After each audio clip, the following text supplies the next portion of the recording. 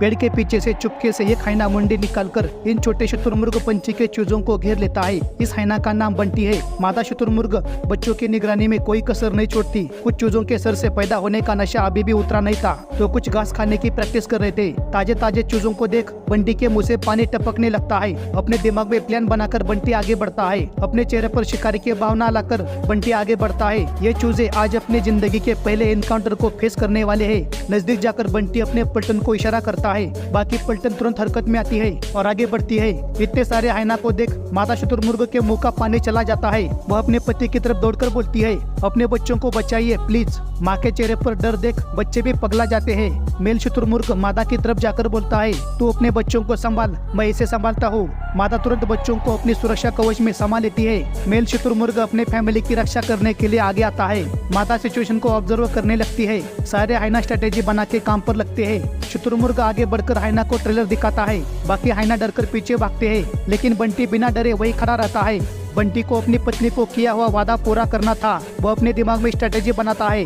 कुछ सोचकर बंटी अकेला ही आगे बढ़ता है। बंटी की हिम्मत देख बाकी हाइना भी रुकते हैं। मेल शुतुरमुर्ग बंटी को डराने के मकसद से आगे बढ़ता है। बंटी भी थोड़ा पीछे हटता है। शुतुरमुर्ग जेट ह्यूमन की रफ्तार से बंटी को झपट्टा मार के आगे निकल जाता है। बंटी सही टाइम पर नीचे बैठकर उसको चकमा देता है। बाकी हाइना को लगा कि बंटी टपक गया, लेकिन बंटी उठकर भागता है। बाकी हाइना और बंटी पीछे हटने में ही भलाई समझते हैं। यूजुअली हाइना कभी शुतुरमुर्ग के मुंह नहीं लगते, लेकिन आज पहली बार हाइना को अपने इलाके में देख ये दोनों पति पत्नी शॉक हो जाते हैं। बंटी मुंह लटका के घर की तरफ चल पड़ता है। वह सारे रास्ते यही सोचता है कि अब पत्नी को क्या जवाब दूं। दरअसल इसकी पत्नी ने लेग पीस की डिमांड की थी। अपनी पत्नी को खुश करने के लिए इसे कैसे भी करके लेग पीस का इंतजाम करना पड़ेगा, वरना इसे घर जाने पर बहुत आने पड़ने वाले हैं। घर जाने पर बंटी दूर से ही घर की तरफ नजर घुमाता है। उसकी पत्नी पिंकी घर के बाहर उसी का ही वेट कर रही थी। पिंकी बंटी को दूर से ही इशारा करती है। बंटी बिना कुछ बोले शर्म से अपनी नजर नीचे करता है।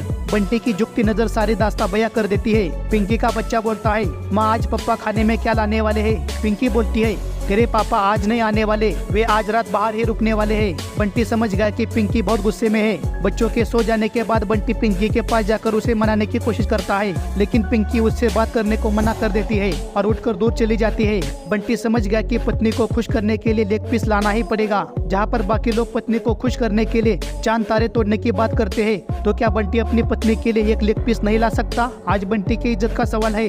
सोचते सोचते बंटी वाइल्ड बीस्ट के इलाके में जाता है। वहाँ पर दो वाइल्ड बीस्ट झगड़ा कर रहे थे। बंटी को देखते ही दोनों झगड़ा रोक देते हैं और बंटी की तरफ देखने लगते हैं। बंटी घास में छुपकर उनको देखने लगता है। तभी एक वाइल्ड बीस्ट जिसका नाम कल्लू है वो बंटी को ढूंढ लेता है। कल्लू आगे जाकर बंटी को बोलता है, मरना है क्या तेरे को? बंटी बोलता है, मैं अपनी पत्नी की इच्छा पूरी करने के लिए यहाँ पर आया हूँ। कल्लू बोलता है, कैसी इच्छा?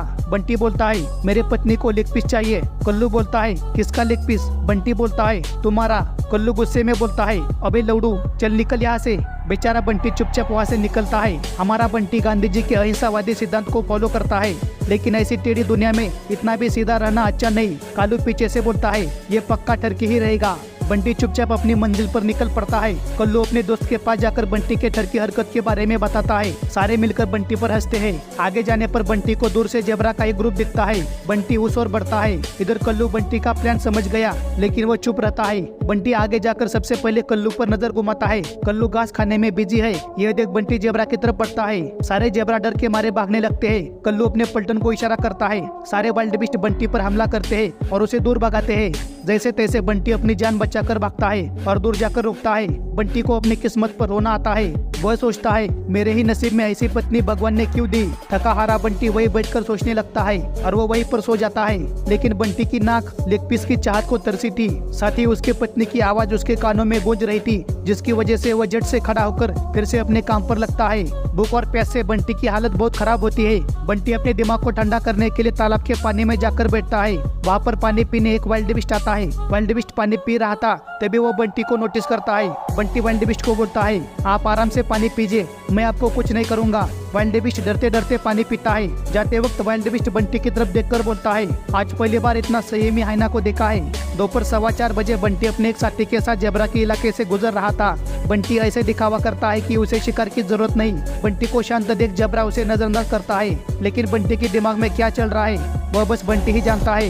हाइना चले गए। यह देख जेब्रा रिलैक्स होकर खाना खाने लगते हैं। इधर बंटी घूमकर वापस जेब्रा की तरफ आता है और झाड़ियों के पीछे छुपता है।